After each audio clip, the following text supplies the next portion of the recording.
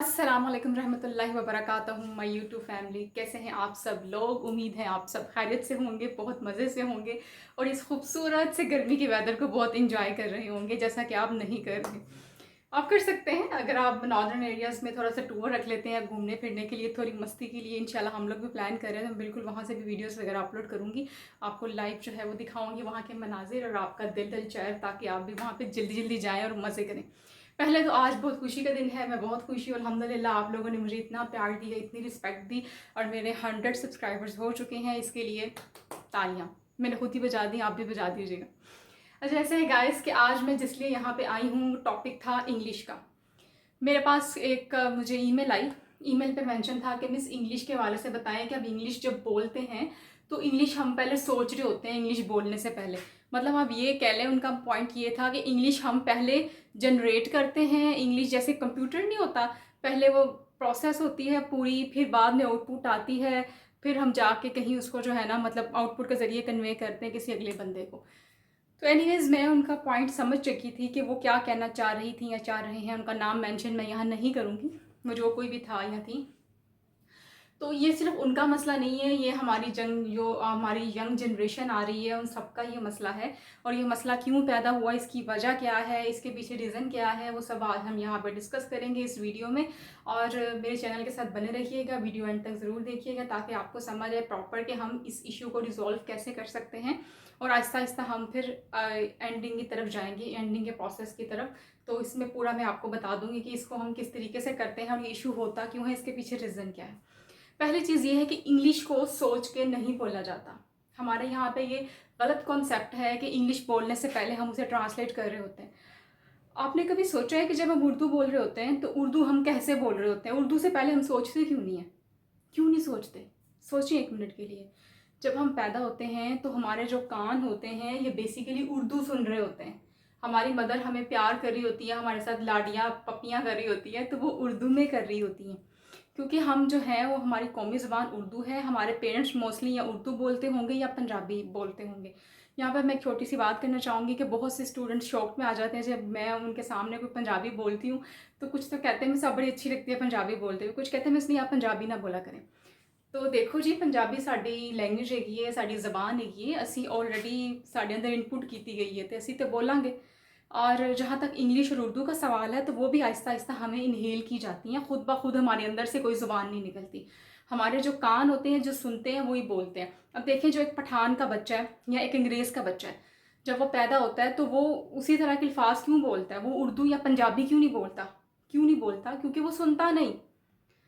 हमारी सुनने की हिस्स बहुत तेज़ होती है। हम बचपन से जो चीज़ें सुनते आते हैं वो आहिस्ता आहिस्ता आहिस्ता आहिस्ता वो जो होती है वो इंक्रीज़ की जाती हैं। और जब हम बोलने के काबिल होते हैं तो हम वही चीज़ें बोलते हैं जो हमने सुनी होती हैं, इवन दो वही लिखते हैं जो हमने सुनी होती हैं। ठीक है। तो यहाँ पे ये बहुत गलत कॉन्सेप्ट है जो हम लोग ये करते हैं ना, कि उसको देखिए कितनी अच्छी इंग्लिश आ गई है। बाज़ वक़्त पेरेंट्स भी अपने बच्चों को डिग्रेड कर रहे होते हैं कि उदी इंग्लिश वे, वो कितना फटफट इंग्लिश बोल दी या बोलता है, तेनों क्यों नहीं आती? देखिए, इस इंग्लिश का ताल्लुक आपके एक तो बैकग्राउंड से बहुत ज़्यादा होता है।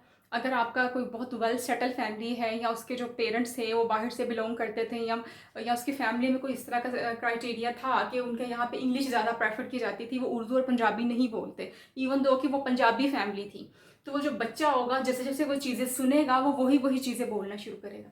पहले तो खुदारा इसको डिग्रेड करना छोड़ दें कि आप जो है ना वो इंग्लिश वैसे नहीं कर पा रहे, या ये इस तरह का कोई पॉइंट ऑफ व्यू जो आपके माइंड में आता है कि उनकी तरह नहीं बोल पा रहे, मैं उनकी तरह नहीं हूँ, वो मेरे से ज़्यादा उनको आता है, वो मेरे से ज़्यादा आगे हैं। तो प्लीज़ खुदारा इसको थोड़ा सा जो है ना आप पहले तो अवॉइड करें। सॉरी, दरमियान में कॉल आ गई थी तो मुझे इसको स्टॉप करना पड़ा। अच्छा, होता यह है कि हम लोग जब किसी के साथ कंपैरिजन करना स्टार्ट कर देते हैं ना, कंपेयर करते हैं ख़ुद को कि ये मेरे से ज़्यादा, इवन दो कि चाहे वो कोई भी चीज़ हो, खूबसूरती हो, नॉलेज हो, या किसी के पास पैसा बहुत ज़्यादा, तो हम उससे जेलसी फील करना शुरू कर देते हैं कि यार इसके पास बहुत ज़्यादा नॉलेज है, इसके पास बहुत ज़्यादा पैसा है, मेरे पास क्यों नहीं है? तो हमारी जो बर्बादी है वहीं से स्टार्ट होती है। तो एक तो कंपैरिजन करना छोड़ दें, उसके पास जो भी है अल्लाह का दिया हुआ, आपके पास पता नहीं उससे बहुत ज़्यादा है, आपको नहीं पता चल रहा, तो ये चीज़ें थोड़ा सा बाहर निकले।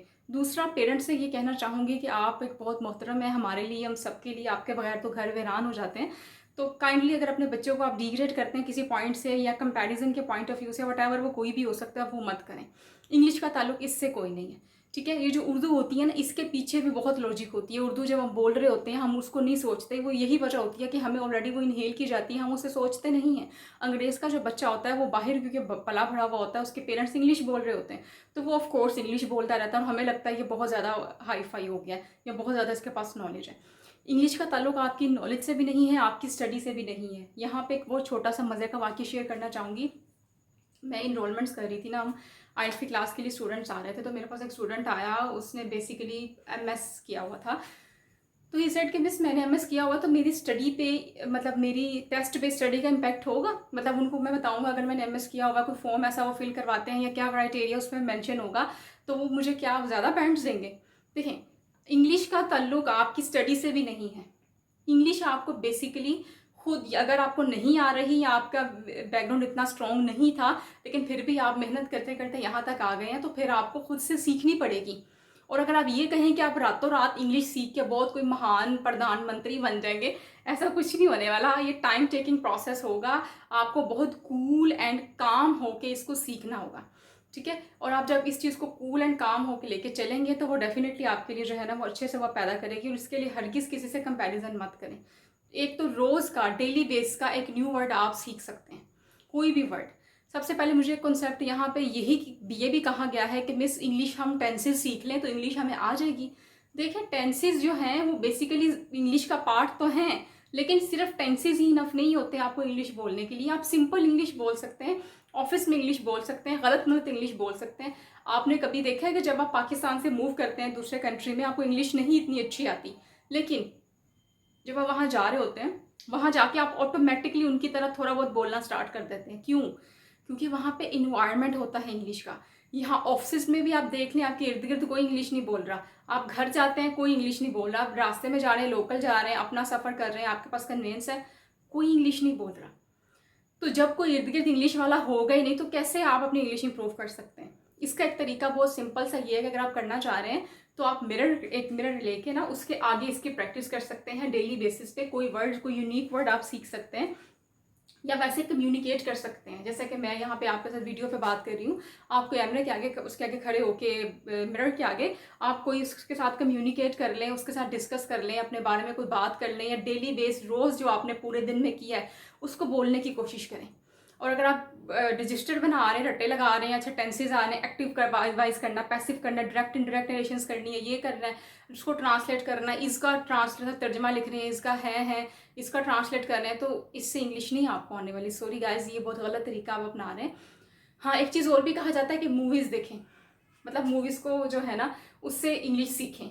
लेकिन अब मूवीज़ यहाँ पे पाकिस्तान ने टग्गा देखनी है, मूवीज़ को वो अंडरस्टैंड करने के बजाय इंग्लिश को, वो तो उसके कॉन्सेप्ट को मतलब पकड़ने के बजाय वो तो सीन में ही खोए हुए होते हैं। अच्छा, मूवीज़ में क्या चल रहा है, वो तो मूवीज़ के अंदर इतना इंडल्ज हो जाते हैं कि ना तो उन्हें पता चल रहा होता है ये क्या बोल रहे हैं, और ना इवन वो सुन रहे होते हैं, वो सिर्फ देख रहे होते हैं। और खाली देखने से तो नहीं आपको इंग्लिश आएगी ना, आपने उसका दिमाग आपका जब तक एक्टिव नहीं होगा, वो समझेगा नहीं, आपके कान उसको सुनेंगे नहीं, आपको समझ नहीं आ रही होगी वो क्या बातें कर रहे हैं। इवन दो कि आप अंडरस्टैंडिंग क्रिएट नहीं कर पा रहे, जस्ट आप देख रहे हैं एक बेजान बन के, तो कैसे आप उससे इंप्रूव करते हैं? चाहे आप पूरा दिन मूवीज़ देखते रहे, ऐसे तो इंग्लिश नहीं इंप्रूव होगी। कुछ स्टूडेंट्स ऐसा करते हैं कि वो सब टाइटल पढ़ रहे होते हैं, अच्छा इसने ये बात की, अच्छा इसने इस इंग्लिश में ये बात की। मुझे ये भी कहा जाता है कि मिस वो जो सब टाइटल होते हैं उससे ज़रिए हम तर्जमा उसका फिर हम कर रहे होते हैं, अच्छा इसने तर्जमा ही तो नहीं करना आपने उसका, आपने इंग्लिश को इंग्लिश अंडरस्टैंड करने की कोशिश करनी है। जहाँ पर तर्जमे में पढ़ गए, ख़त्म। इवन जब आप किसी चीज़ का आप इंग्लिश को समझना ना आ रहा, उसका सिनोनिम चेक करें, ठीक है, उसको ना कि आप उसका उर्दू में तर्जमा लिखें, फिर वही बात आ जाएगी, आप जहाँ से स्टार्ट किए वहीं पर दोबारा आ जाएंगे। ये सब चीज़ों को अपनी लाइफ से जो है ना उनको निकालें। अगर मूवी की तरफ आप जाना चाह रहे हो तो मूवीज़ खुदारा वो देखें जिसमें आप वाकई अंडरस्टैंड करने के काबिल हैं, जिसको समझने के काबिल हैं। अगर आपने समझना नहीं है, सिर्फ आपने उसको देखना है, वो कहीं ट्रेन में बैठे हुए हैं, किसी कन्वेंस में बैठे देख रहे हैं, ऐसा देख रहे हैं, मूवीज़ देख रहे हैं, और मतलब इस तरह। और हाँ, मैंने 3 मूवीज़ देख ली थी, मैंने 4 देख ली, मैंने पूरी मूवी देख ली, मैंने स्पीड पे मूवी लगा के देख ली। नहीं, आप उसको पढ़ने के तौर पे देख रहे हैं। अगर समझ नहीं आ रहा आपको, फिर देखें, बार बार उसको अंडरस्टैंड करने की कोशिश करें, सब टाइटल के साथ देखें, विदाउट सब टाइटल देखें उनके। अच्छा, एक्सेंट पे भी बहुत से स्टूडेंट्स मुझे कहते हैं मिस एक्सेंट बहुत ज़रूरी आना चाहिए, वो बोलते हैं जिस तरीके से। यहाँ पे एक्सेंट के बारे में ये कहूँगी, एक्सेंट में अभी ना पढ़ें, अगर आप ज़बरदस्ती कोई एक्सेंट जनरेट करने की कोशिश करते हैं खुद से, तो वो इतना बोंगा होगा कि उस पे लोग सिर्फ हंस ही सकते हैं आप पे। तो उसको जनरेट करने पे ना आए, उसको आप अवॉइड कर दें और सिर्फ इसको प्रैक्टिस करना शुरू करें। डेली बेस जो पूरा दिन करते हैं उस पे जो है ना, उसको 5 मिनट की समरी में उसका मिरर के आगे खड़े होकर बोल दें। और हाँ, मेन चीज़ जो आपको ज़ाहिर है कोई माजी में बात करनी है, प्रेजेंट में करनी है, या कोई पास्ट में कोई बात हुई थी, उसके लिए कुछ टेंसेज होंगे आपके जो होते हैं ना, वो मैं आपके साथ शेयर करूँगी। प्रेजेंट, पास्ट एंड फ्यूचर, इनकी फर्दर आगे टाइप्स होती हैं, इस पर मैं वीडियो बना दूंगी। ये बस अपने माइंड में रखें कि आप फ्यूचर की बात करने लगे हैं, आप किस चीज़ की बात करने लगे, उसके अकॉर्डिंग वो टेंस लगा दें और सिंपल इंग्लिश आपने जनरेट करनी है, सिंपल इंग्लिश में बोलना है। ठीक है, तो इस टोटके को ज़रूर अपनाइएगा और ख़ुद को डिग्रेड ना कीजिएगा। आपकी जो लाइफ है वो बहुत कीमती है, वो चाहे बहुत ज़्यादा उन लोगों से भी कीमती है जिनको अल्लाह ने बहुत कुछ दिया हुआ है। आपको क्या पता आपके साथ कितने लोग जुड़े हैं जो सिर्फ आपके लिए ज़िंदा है। तो एक छोटी सी बात लास्ट में कहना चाहूँगी, खुश रहें, खुशियाँ बांटें और अपनी दुआ में मुझे याद रखें। वीडियो अच्छी लगी हो तो लाइक ज़रूर कीजिएगा, सब्सक्राइब करना ना भूलिएगा। ये आपकी दुआएं हैं, आपकी मोहब्बतें हैं जिस वजह से मैं ये वीडियोस बनाती हूँ। अपना बहुत ख्याल रखिएगा, फिर मिलेंगे। टेक केयर, अल्लाह हाफिज़, थैंक यू।